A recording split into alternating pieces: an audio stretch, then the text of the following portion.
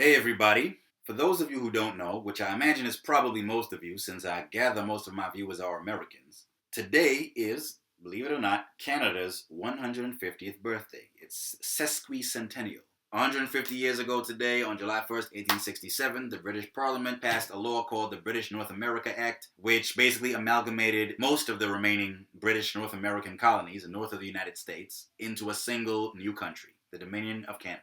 So, in honor of Canada's 150th birthday, I figured I would just make some observations about certain aspects of Canada's national identity, as seen by both Canadians and others. For starters, you have Canada's reputation for being a peacekeeping country. This is vastly overstated. This idea that Canada is a peaceful country that rarely goes to war, that prefers peace, that prefers to contribute personnel to peacekeeping missions rather than to combat missions. Gross misconception. The truth is, Canada's warrior tradition is actually much longer and more, covered in glory, so to speak, than its peacekeeping tradition. I remember a book that I read when I was in high school. I think it was entitled Canada at War. It said, for the longest time, Canadians horned their way into just about any scrap that happened to be going. I would put it a bit more precisely. I would say Canadians horned their way into just about any scrap that the British Empire had going. So Canadians volunteered for British colonial missions throughout the 19th century. Canada participated in the what used to be called the Boer War. I think now is generally known as the South African War at the turn of the 20th century. Canada fought in both world wars. It jumped into both world wars with both feet within days of the British declarations of war on Germany. Now, up until 1931, Canada didn't actually have full legal control over its own foreign policy, so it was understood that when Britain went to war, Canada went to war. But after the British passed the so-called Statute of Westminster in 1931, Canada and the other dominions like Australia and New Zealand gained control of their own foreign policies. But even so, all those countries nonetheless joined the Second World War, if I'm not mistaken, within days of Britain's declaration of war on Germany. This, remember, is while the United States actually sat out the first few years of both world wars. Food for thought. Of course, since then, Canada has kept up its military tradition. It fought in the Korean War, Canadians fought in the Gulf War, and they fought in the war in Afghanistan. It was in Afghanistan that, over the past just over a decade, not one but two Canadian sharpshooters broke the world record for longest range sniper kill. I think the most recent example was from a week or two ago, tops. Or even more recent than that, maybe within the past week. So, Canada has a very long and proud and successful military tradition. I remember reading somewhere an interview with an American soldier who had actually accepted a post with Canada's version of West Point, the Kingston Military College in Kingston, Ontario. He came back impressed by the warrior ethic that he saw there, and he said, I hate it whenever I hear people in America make fun of Canada and its military.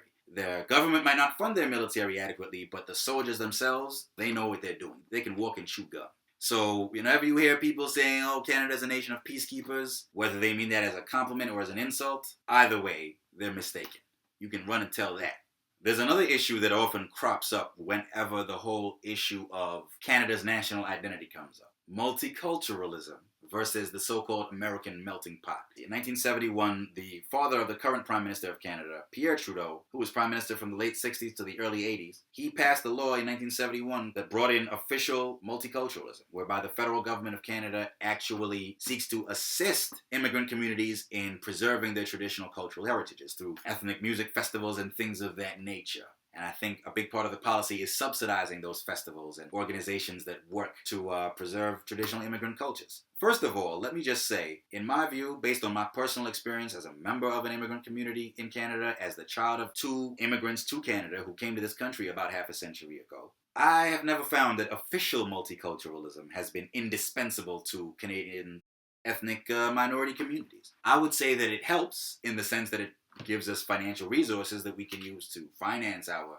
festivals, such as Cara Fiesta in Montreal or Carabana in Toronto, to name the festivals to which I relate best as a member of Canada's Caribbean community. But at the end of the day, we would have made those festivals and other endeavors happen with or without the government's help.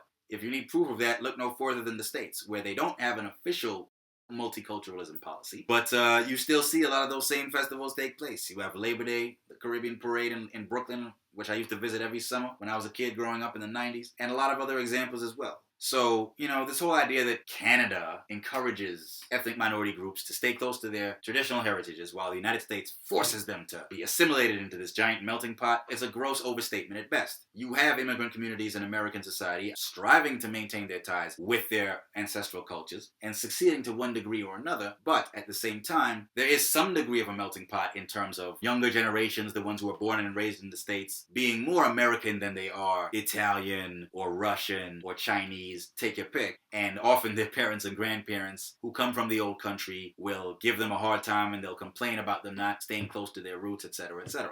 But guess what? The same thing happens right here in Canada. I think it just often seems that Canada doesn't have a melting pot because English Canadian culture in particular, French Canadian culture is a whole other thing, but English Canadian culture is so similar to American culture, especially on a superficial level, that other than, hockey fandom, a lot of people have a hard time distinguishing English Canadians from Americans on a cultural level. And so there's this perception that there is no real Canadian culture for immigrants to this country to assimilate into. But I think that's more a function of Canadians just doing a lousy job of educating themselves and their society through the schools and so on about a lot of Canadian institutions and history. I used to intern at a think tank in Toronto called the Dominion Institute, which was set up for the express purpose of educating Canadians about their history and so on. So, I've learned a lot about this over the years. I think both Canada and the United States strike a balance between multiculturalism on the one hand and a melting pot ethos on the other. I think the only real difference is Canada has this policy of official multiculturalism in which the government gets involved. But personally, I would say the government intervention is not dispositive, it's not indispensable, it's not a but-for cause of the preservation of Canadian immigrant communities' traditional cultures. Those of us who want to stay close to our roots will stay close to our roots no matter what the government does or does not do. It might be a little harder without the government help, but we'll make it happen. We do make it happen. We make it do what it do, as they say in the States. There's another issue that needs to be addressed. Canadians, mostly very well-meaning liberal English Canadians, have this perception of themselves as a very progressive, tolerant, welcoming, compassionate country, as opposed to the big, bad, mean, bully boy Americans, right? Canadians have a lot to learn about the history of racism in their own country. The country's only now starting to really account for and try to atone for its treatment of its indigenous peoples, which has been absolutely horrific over the centuries. Canada doesn't really have any meaningfully better a track record on its treatment of indigenous peoples than the United States has. If anything, one difference is that I think Canada's oppression of its native peoples has been somewhat less violent and murderous on the whole than what you saw happen in the States, and that's of a piece with the overall differences between the two countries. Canada is a much less violent country than the United States. In fact, all other wealthy countries are much less violent than the United States overall. But at the end of the day, in every other respect, Canada's treatment of its Aboriginal peoples has been abysmal. And those communities are still dealing with that issue today. Aboriginal peoples are generally mired in poverty, and there are huge problems not only with things like alcoholism and drug abuse, but also teen suicide, unfortunately. A shocking percentage of Aboriginal youths commit suicide in this country. And that's just one example. That's just the most egregious example. Canada has a history of racism against other minority groups as well. Americans often bemoan how their country interned Japanese Americans during World War II. Well, guess what? Canada did the same thing.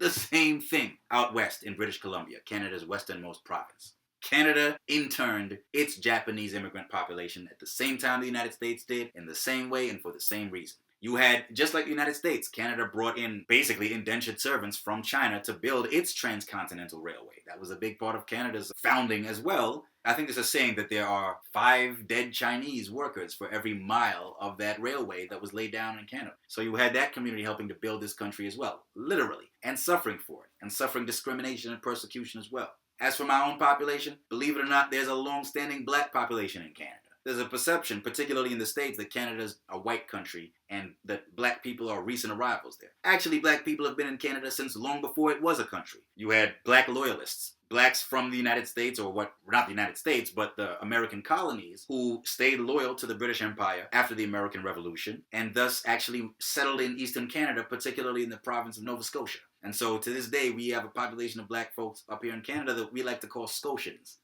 colloquially. They're as Canadian as anything, as anyone. Then you also have populations of black folks more in Ontario and Western Canada who are descended from American slaves who escaped to Canada via the Underground Railroad, and then some African-American immigrants who were fleeing racism in the United States and tried to settle in Canada, particularly out west. So you have a black community, a long-standing black community in Edmonton, Alberta, for example. All of these communities faced racism throughout Canadian history. If you don't believe me, look up a name like Viola Desmond, an African Canadian woman who was actually refused the seat that she'd paid for in the main seats in a movie theater in, I think, New Glasgow in Nova Scotia back in the 1940s, and she had to mount a campaign to get them to change that policy. So that was sort of like a soft Jim Crow policy right in Canada.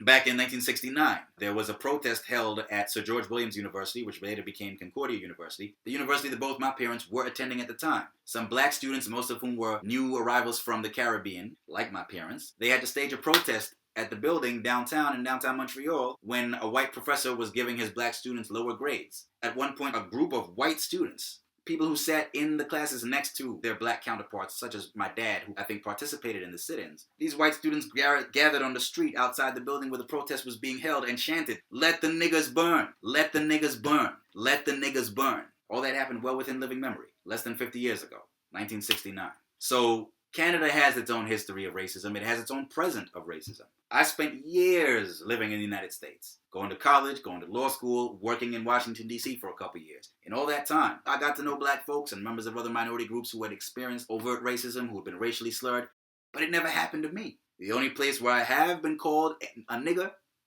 right here in Montreal. And I know other black folks here who have the same story to tell. A black former co-worker of mine years ago, she told me that she went to a Catholic school here in Montreal, and every now and then the words "niggers go home" would be scrawled on a black student's locker. My cousin from Trinidad who went to college here, she and a friend of hers were called niggers on the street by some white kids once. These things definitely happen in Canada. So, English Canadians in particular, well-meaning white Canadians, they need to wake up about the reality of their own society. Canada does not have completely clean hands when it comes to issues of race and racism. The sooner Canadians learn that, the better. I can't tell you how many times I've heard white Canadians say, "Oh yes, our neighbors to the south have this history of racism and we don't." Wrong. Wrong. So guess again, Canadians. We have our own work to do. Finally, in the current global climate, it's been said that Canada is going to emerge, or is already emerging, as one of the major leaders of the Western world now that you have this wave of angry populism gripping certain countries. You have the ongoing Eurozone crisis. You have Brexit, with the Brits being preoccupied with figuring out how to bug out of the EU without causing too much dislocation and turmoil. It's been more complicated than ever now thanks to Theresa May's foolish snap election, which was totally unnecessary and ill-advised. And of course, the Americans had to go and elect that jackass Donald Trump and put him in the White House, and now he's screwing things up. So I've actually heard it said that in Germany in particular, politicians are looking to Canada to help them to play a leadership role in the free world. Now, I think that Canada has some ability to do this. With its small population, small economy, and small military, it can't do so in a very coercive manner. But so much the better. Especially in my view as a libertarian, the less government coercion, the better, whether at home or abroad. I think Canada has the potential to set a really good example for the world. I think in the current global climate, more than ever, other countries that may have challenges with integrating immigrant communities or with dealing with, the wounds of past oppression and internal conflicts between different races, religions, language groups, and so on, I think they're going to increasingly look to Canada as an example of how that multicultural, bilingual, multilingual, pluralistic model can work, especially in a democratic society. And so I think in that respect, by continuing to accept refugees from places like Syria, for example, by continuing to embrace free trade, by continuing to engage with international multilateral institutions, such as the UN, NATO, etc., I think you're going to see Canada. I think Canada has always set a relatively good example on the global stage. Now I think what's changed is that other countries around the world, at least certain other countries, are going to be more likely to pay attention to that example and to seek to emulate it wherever possible. And so for all those reasons, I would say, in spite of everything, in spite of all the negative aspects of Canada's past, its history, its track record that I mentioned earlier, I would say on the whole, Canada is still a great country. It's done its fair share of dirt. What country hasn't? What government hasn't? I don't think there's a country in the world that can honestly say it has no history of oppression in its past.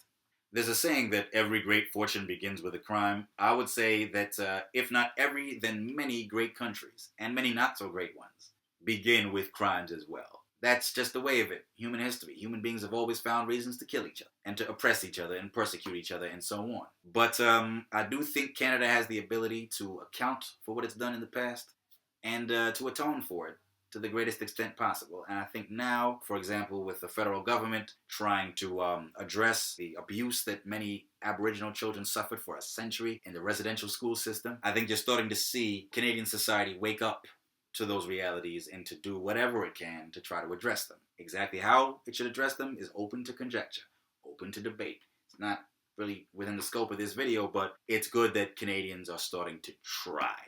With all of that, I mean, I think Canada can be a model in terms of acknowledging its own past and the warts and all, but moving forward and building on the past and making things better to the greatest extent possible in the present and in the future. So Canada has its problem. It has its certain problems with racism and other forms of tribal conflict. The issue of Quebec separatism lies dormant nowadays, but if history is any indication, there's no telling when, how, or why it'll rear its head again. You have issues in Canada with things like its system of government, which I've already mentioned in my past videos. Canada's system of government, in my view, concentrates far too much power in the hands of the executive branch. It's supposed to be the contrary. Parliament is supposed to run the show, but because of the way the system actually works in practice, it's really the Prime Minister and the provincial premiers who basically govern the country, more or less unilaterally, most of the time. I think that's a flaw in Canadian democracy that needs to be worked on. But on the whole, I think Canada, as a society, has done a great job. I mean, how many other countries with two major language groups and indigenous populations that have been specifically persecuted and suppressed for so long, and immigrant communities that have suffered their own histories of discrimination, how many countries with that kind of mix have still managed to be quite as peaceful as Canada is, and as relatively harmonious as Canada is? Not that many. Some, but not that many. And so I think that is a genuine accomplishment and achievement on Canada's part. For that reason, and for other reasons that I've made clear in this video so far, I say, happy birthday, Canada.